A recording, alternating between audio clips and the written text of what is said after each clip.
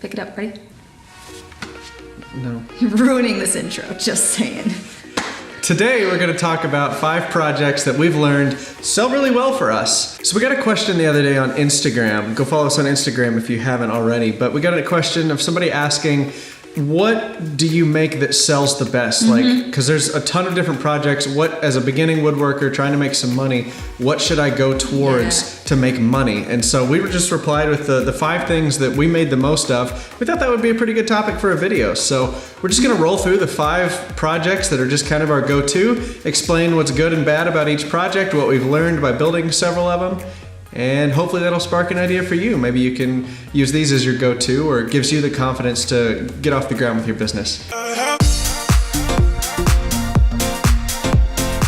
5 projects are so versatile and so ubiquitous that like you can incorporate. Ooh. I know, it's a big word. Ooh. I heard AVE use it, so. Wow. Yeah, ubiquitous Okay. means it's everywhere. Wow, you might have, okay. So these are 5 projects that you can make so different and so unique that if a customer just says, hey, can you show me something XYZ that you've built, you can point to one of these projects and say, well, I can do it just like this, but in a door or in a shelf or in a cabinet, something like that. And honestly, in your portfolio, people like to see pictures of things that they could see themselves buying.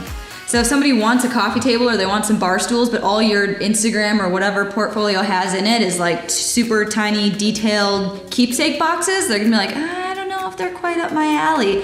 Let's just get into it. We'll quit talking at you. That's our transition. That's the transition? That's our transition. Okay. Okay, so number 1 on our list of super common projects is a desk. We have made multiple videos on YouTube of us building desks. That is just what people want. Lots of people want and need desks, whether it's to fill space in a room or they genuinely just need a work area. We'll get a lot of requests to customize desks, whether that's cable management, wireless charging, certain types of legs that they want. But when it comes down to it, they're super simple to make and customize. So if you have a picture of one in your portfolio that somebody thinks is cool, they can look at it and say, hey, that's awesome. And then can we do 2 extra holes for cable management? And you're like, yeah, sure, no problem, super easy. So very versatile. There's a lot of directions you can go with this one. You can change the style of them, the look of them, the feel of them. And when it comes down to it, it's still just a really usable desk. And then a little bit more on the sales side of building desks and why we absolutely love building them. It's because it is great practice for you as a salesperson to upcharge, to add little extras, to add accessories and customize it for them. And really, as you customize and it takes more time and more materials and more skill, it's gonna naturally cost more. Whether it's labor, whether it's your hourly rate, it's the materials you buy, all in all, it will cost more. So, for example, somebody comes to you and they say, hey, I need a desk. That's great, that could be 8 million different desks. You can sit down and say, hey, what are you gonna use the desk for? Are you a computer gamer? Are you a college student? Do you want it for decoration? And from there, if they say, you know, yeah, I'm a computer gamer, I like gaming. You can say, well, from there, we can do multiple shelves for you. You can make different cubbies to hold the tower for your desktop computer. Cable management is a big one that people who do a lot of online gaming like to do. You can include wireless charging so they can charge all of their little, I don't know, pieces, accessories at the same time while they're playing. I just want to butt in here for just a second. You remember Sam? The guy that we built the liquor cabinet for, a good friend of ours. We just built him a desk, and we just did all of those things to his little desk. We have a batched furniture desk. Yeah. Just a pine top, chamfered edges, hairpin legs. Built him that exact same desk. We normally sell it for $200 whenever we batch out 5 or more. And we turned his, almost the same exact style, we turned his into like an $800 desk because we used an oak top. Yes. Used 2x6 oak for the top. Solid oak, big, thick, And then metal hairpin legs. Then I made a long tray that did all of his cable management. We had a power strip in there, and then I routed out a big hole in the bottom so he could put a wireless phone charger through the top of the wood. And with all those upcharges, we changed it from a $200 desk that we would make out of pine into an $800 desk, and it really only cost me an extra like 2 or 3 hours worth of labor to get those other things finished. Will this hold me? I hope so. Okay. it. I think we're good. Okay, number 2 piece of furniture that we do constantly is coffee tables. Everybody loves coffee tables. Most of what we see is somebody is trying to achieve a certain style, or they're trying to tie together a certain look in their living room. And a coffee table is a really easy way to do that. So that's what we see most of the time. Or somebody will come to us and say, hey, I need to match another piece that I have in my living room, so I need the coffee table to look like that. And honestly, that's where we get a lot of repeat customers. All right, so on the sales side of things, coffee tables are really good because it teaches you and it trains you how to follow up with your customers and get repeat sales. Because if you think about it, where do people put coffee tables? In their living rooms. And then if you look at a living room, think of your living room, it's probably where you have the most furniture in one small area. That reason being because that's the room everybody sees. You have guests and company come over and you sit on the couch in your living room around your coffee table, you serve drinks, maybe you have some end tables, a shelf in the corner, a TV stand. There's a ton of stuff in your living room. So if there's any area of your house where you want a really nice looking piece that you can, talk to people about, for people to compliment and point out the cool design features, it's your living room. So, starting with a coffee table. You build somebody a coffee table. They really like it. You follow up with them in a couple of months and you say, hey, how do you like that coffee table? They say, hey, yeah, I like it. It looks really cool. You could even say something like, hey, when I was in your living room, I noticed in that corner on the left side of your wall, there's a little space open. And I think it'd be super cool if we put a bookshelf in there. We can make it match your coffee table by using the same kind of wood. Oh, that's an awesome idea. I never thought about that. That would be super cool to have a bookshelf in my living room that matched the coffee table. And from there, you can start another sale with a repeat customer. So you put a really nice piece of furniture in somebody's living room, and what do people automatically start doing? They start comparing everything they have to that one piece of furniture.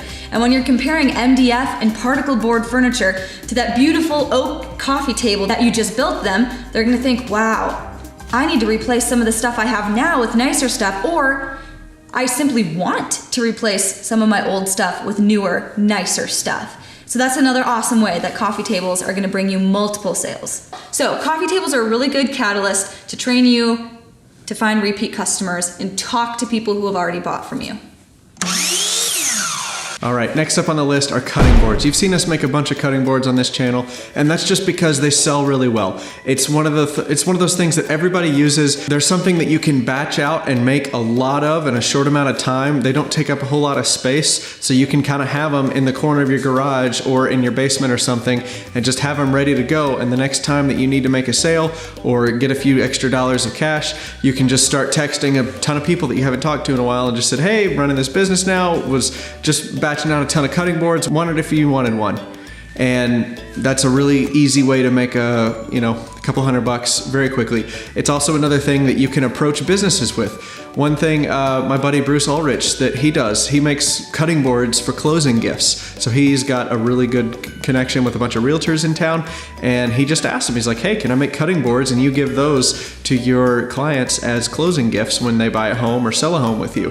He stays really busy making a lot of cutting boards, and you can get super fancy with cutting boards. You can do the face grain cutting boards, which we do a lot of. You can also do edge and end grain cutting boards, which are also, they take a little more time, but they're really, really nice. And if you've got a realtor that's got the money to spend on really nice closing gifts, typically $50 to $100, you can really start to make a lot of money, especially once you start batching them out. That's also a really good opportunity for you as a business owner to learn how to scale. If all you need is an extra 2 or 3 clamps and you can make another 2 or 3 cutting boards per batch, that really raises your profit margin. So this kind of teaches you how to scale with a small product. That way when you get ready to do something like a restaurant or a department store and build all the display tables, you kind of already know how to think through a lot of products running through your shop at once. Yeah, that's why we recommend cutting boards are a great place to start if you're a business that's just trying to get off the ground and learn how to do this production thing. They're like, what's a blanket ladder? It's time for a field trip. Taking a trip. Hi, Brucey. Hi, Brucey. Hi, Perry. Is it gonna be lit? Next up is blanket ladders. Jenny made this one with just a jigsaw and a drill. It was gonna be so mean if you just stopped and said, they're stupid easy to make. Jenny made this one. All right, next on the list are blanket ladders. They're very simple to make. Jenny made this one with just a jigsaw and a drill. They do really well in a living room. They're really versatile. You can get kind of intricate with them if you want to. All it takes is just a couple of 2x4s. You can screw them together, plug the holes. This, again, is another good project. It's a little bit larger, but you can batch them out really quickly. So it's another really good learning opportunity for you as a business owner to batch 5 to 10 of these out and kind of move through the process of doing multiple pieces at once in your shop. These do really well at craft fairs. Also do the measuring sticks, you know, where you measure your kid's height on this stick and you can take the stick with you if you move or something like that. And blanket ladders are really easy to sell because you can also sell decorating packages with them. This is something Jenny's done. She'll like bundle, she'll take like a burlap sack that you get at Walmart or something like that, and she'll put like 4 seasons worth of decorations in each one from like Hobby Lobby or somewhere. And she'll sell that bag of decorations for 20 bucks along with the blanket ladder for about 50 or 60. So for 100 bucks, you've got a piece and decorations already put together, ready for year-round decorating in your living room. A lot of people, at least in the South, where my family's from, we have a whole bunch of blankets and quilts that are family heirlooms, and they're just collecting dust in the closet. But you can put them on a blanket ladder, display them. That's another sales angle that you can go for. Really, these things are just so versatile for decorations. Just try to find out what's popular in your area and try to throw together a decorating package to go with the blanket ladder, because that's going to go way further than just having a ladder made out of wood that you're trying to sell. So this is a good way to learn how to market and take good pictures too.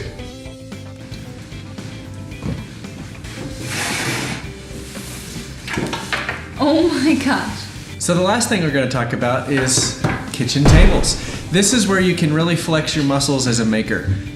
If somebody's buying a kitchen table from you, it's probably not the first thing they've ever bought from you. Maybe it is, but this is a pretty high dollar item.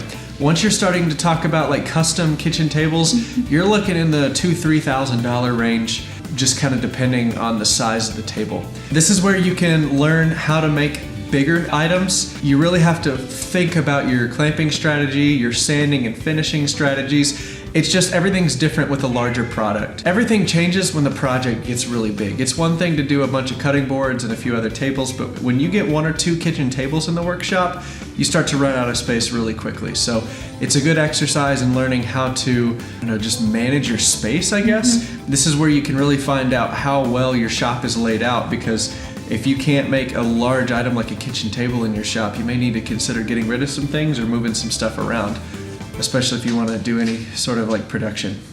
You like my Crocs? Ew, I hate. These are my nice Crocs. But yeah, kitchen tables. If you're at the point where you're selling kitchen tables to your clients, I'm pretty sure you've made it, because that's something that their family touches, eats on. Like, people will trust you if it's like a small cutting board or something, but if they're gonna spend $2,000 or $3,000 with you to build a kitchen table, I feel like you've arrived. That person is definitely on your Ferris wheel.